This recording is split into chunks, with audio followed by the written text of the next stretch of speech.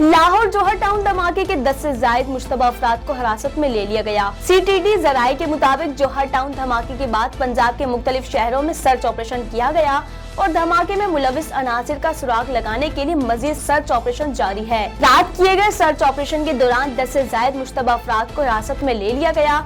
अल्लामा Iqbal international airport से भी एक मुश्तबा शख्स को हिरासत में लिया गया जो गुजरांवाला का रिहायशी है और जहाज के जरिए लाहौर से कराची फरार होने की कोशिश कर रहा था। मुश्तबा शख्स को परवाज से ऑफलोड करके हसास इदारों ने हिरासत में ले लिया, जबकि मज़कूरा शख्स को तफ्तीश के लिए नामालूम मकाम पर मुंतकिल कर दिया गया, जहां उससे धमाके से मुतल्लिक पूछताछ की जाएगी।